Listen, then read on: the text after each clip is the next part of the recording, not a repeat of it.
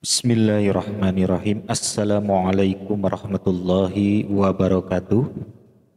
12 amal ibadah dan kebaikan yang sangat manjur diijabah oleh Allah Subhanahu wa taala.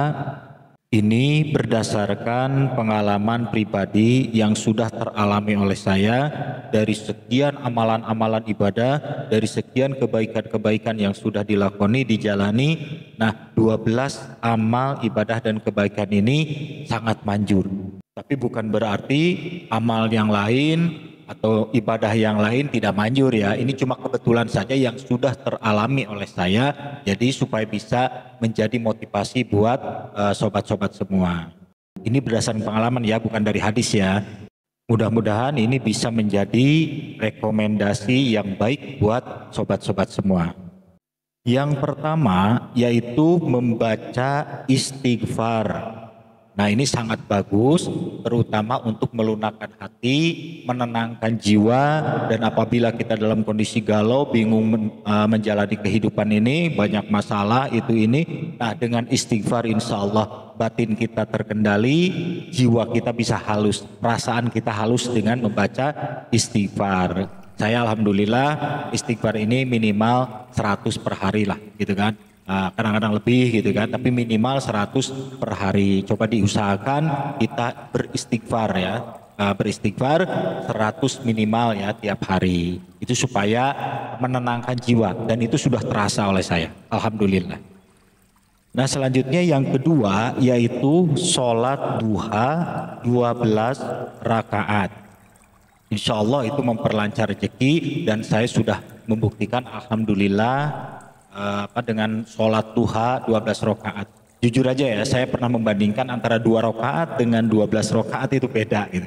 Rasa ya, wallahu alam ya. Karena urusan ijabah Allah itu tidak bisa ditebak-tebak oleh manusia. Allah kalau sudah mengijabah mau 2 rakaat juga bisa, 12 rakaat juga bisa, tergantung ketulusan dan kekhusyuan kita dalam sholat duha. Tapi yang terasa oleh saya itu 12 rakaat jauh lebih, bahasa ininya apa ya, tajam gitu kan, diijabah oleh Allah, rezeki lancar insya Allah. Itu yang sudah teralami. Nah, yang ketiga yaitu sholat hajat 2 rakaat pada malam hari, dan itu sudah saya alami berpuluh-puluh tahun lah gitu kan, sholat hajat. Alhamdulillah semua yang kita inginkan panjatkan melalui sholat hajat, insya Allah dikabulkan oleh Allah Subhanahu wa taala. Tapi dengan catatan kita memanjatkannya itu jangan bosan-bosan, jangan cuma 1 malam 2 malam, itu teruslah gitu kan sampai dapat insya Allah. Karena segala sesuatu itu kalau kita berniat ibadah, kita tidak akan berpikir sehari 2 hari atau semalam 2 malam, tapi dijalani tiap malam sambil kita sabar berdoa memohon supaya segera dikabulkan oleh Allah Subhanahu wa taala. Nah, selanjutnya yang keempat yaitu sholat tahajud, yaitu tahajud plus witir 11 rakaat, dan itu dilakukan di sepertiga malam akhir insya Allah, yang sudah berdasarkan pengalaman yang saya alami, pahit, getir, susah, payah, dipanjatkan doanya pada sepertiga malam akhir melalui sholat tahajud, insya Allah dikabulkan oleh Allah Subhanahu wa taala. Banyak keajaiban yang sudah saya alami dari sholat tahajud ini. Yang kelima yaitu membaca surah Yasin. Nah, saya mendapatkan kesulitan, berbagai macam kesusahan, bingung, pahit, getir, kadang-kadang nelongso gitu kan, jiwa terasa dunia ini sumpek. Biasanya kalau sudah terlalu sulit gitu, saya selalu membaca surah Yasin. Walaupun mengamalkan tiap hari juga rutin, minimal lah 1 kali gitu kan diamalkan. Tapi apabila ada hal yang urgen gitu kan, ada yang urgen, ada yang dikejar, ada yang dicari, ada yang dimohonkan kepada Allah supaya diijabah secepatnya, bacalah surah Yasin, mau 3, ada yang 7, ada yang 41 kali gitu kan. Nah, tergantung gitu kan, silahkan yang mana saja, tapi kalau saya biasanya yang 7 kali.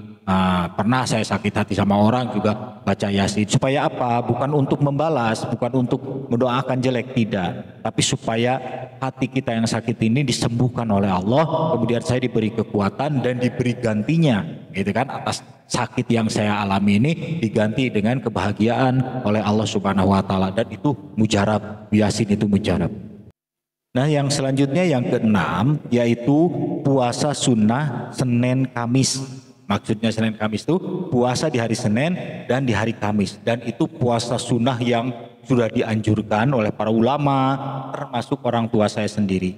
Kepada saya sampai bilang, nah jangan tinggalkan puasa Senin dan puasa Kamis, karena dengan puasa Senin dan puasa Kamis itu mustajabah. Apa yang kita inginkan panjatkan sambil puasa Senin dan puasa Kamis. Itu istilahnya puasa Senin Kamis, ya, mujarab itu. Nah, selanjutnya yang ketujuh yaitu sedekah kepada orang musafir. Saya sudah mengalami hal itu. Jika ada orang musafir minta minum atau minta makanan, bahkan minta ongkos, terserahlah istilahnya, orangnya mau neko-neko atau mau bohong atau apa. Yang terpenting kalau memang orangnya sudah kelihatan betul-betul musafir, minta tolong kepada kita, ya kita kasih dengan tulus ikhlas, insya Allah itu balasannya, gitu kan.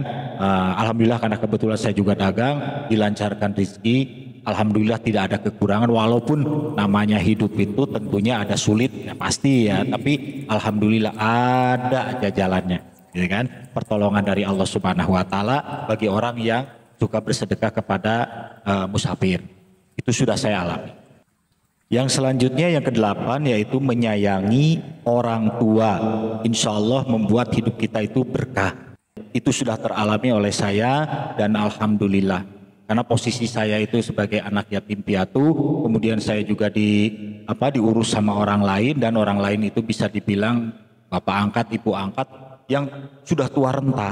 Nah, jadi dikala saya muda, kalau orang lain itu bisa happy, bisa jalan-jalan, sekolah kemana, saya sekolah sambil kerja, gitu kan. Bahkan saya punya orang tua yang harus diurus karena sudah saking tuanya, sudah tua renta. Dikala saya menuju usia dewasa, orang tua sangat renta. Tapi alhamdulillah berkat kesabaran, dengan istilahnya saya tulus mendampingi orang tua, bahkan sampai mendoakan terus sampai sekarang sudah meninggal, itu sangat luar biasa.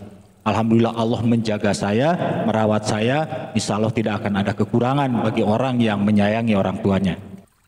Nah, yang selanjutnya yang kesembilan yaitu sedekah atau membayar hutang orang tua yang sudah meninggal. Dan itu sudah saya alami. Dikala orang tua sudah meninggal, saya sudah tidak bisa ketemu lagi dengan orang tua. Salah satu caranya kangennya dengan orang tua atau rindunya dengan orang tua, dan itu dirutinkan sedekah. Baik ke kotak masjid atau ke fakir miskin atau kemana aja, diniatkan bismillahirrahmanirrahim, ya Allah saya niat sedekah dan pahalanya mohon disampaikan kepada orang tua yang sudah meninggal.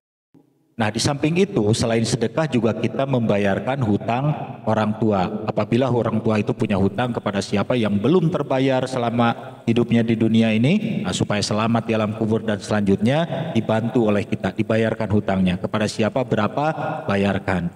Nah, itu sudah saya alami bahkan sampai sekarang. Masih terus sampai sekarang dengan niat yang membantu orang tua, gitu kan. Nah, itu alhamdulillah. Insya Allah tidak akan kekurangan rezeki, gitu kan, walaupun susah tapi tetap ada pertolongan Allah. Yang ke-10 yaitu membebaskan orang yang punya hutang. Itu ada orang yang punya hutang kepada saya karena memang orangnya sudah tidak mampu, tapi walau bagaimanapun istrinya memang mau tanggung jawab. Dalam artian silahkan aja Pak, ambil saja TV atau apa yang ada di rumah, soalnya saya sudah tidak mampu bayar. Jujur ya, waktu itu saya gak tega lah, gitu kan, gak tega lihat hutangnya itu harus dibayar dengan TV, itu nggak tega. Apalagi TV-nya lagi ditonton oleh anak-anak, ya sudah saya ikhlaskan. Maksudnya diikhlaskan supaya apa? Supaya tidak berat buat yang punya hutang kepada saya, gitu kan. Alhamdulillah, gitu kan, dari kebaikan-kebaikan yang seperti itu teralami oleh saya. Alhamdulillah, rezeki Allah datang dari mana saja, gitu kan. Itu sudah teralami. Yang selanjutnya yang ke-11 yaitu tidak mendoakan jelek pada orang yang menyakiti kita. Sudah beberapa kali namanya orang susah seperti saya ini dulu ya, disakiti orang ya sudah bisa dibilang makanan sehari-hari lah gitu kan. Nah, tapi alhamdulillah saya berusaha nahan sekuat tenaga, walaupun sampai sujud-sujud saya memohon kepada Allah supaya saya tidak mendoakan jelek kepada orang lain. Rasa sakit hati yang sudah saya alami, yang sudah terasa oleh saya ini, semoga disembuhkan oleh Allah dengan cara apa saja, Allah yang maha tahu. Hikmah di balik itu semua, Allah memudahkan jalan untuk urusan apa saja buat saya. Nah, selanjutnya yang ke-12, yaitu selalu memaafkan semua kesalahan orang lain terhadap kita. Jadi saya berusaha semaksimal mungkin, apabila saya mendapatkan kecewa, sakit hati, berusaha semaksimal mungkin untuk memaafkan, gitu kan? Yang tadi yang ke-11 itu tidak mendoakan jelek kepada orang lain. Nah, yang ke-12 ini yang sudah teralami oleh saya selalu memaafkan orang yang sudah menyakiti saya. Nah, itu alhamdulillah Allah memberikan anugerah yang sangat luar biasa kepada saya, gitu kan, dari kebaikan-kebaikan itu semua. Nah, mudah-mudahan pengalaman saya ini bisa menjadi motivasi atau bisa menjadi rekomendasi buat sobat-sobat semuanya. 12 amal ibadah dan kebaikan yang sudah teralami oleh saya yang alhamdulillah manjur, gitu kan, dampaknya buat kita. Nah, demikian, mudah-mudahan bermanfaat. Terima kasih, silahkan di like, komen, dan subscribe. Wassalamualaikum warahmatullahi wabarakatuh.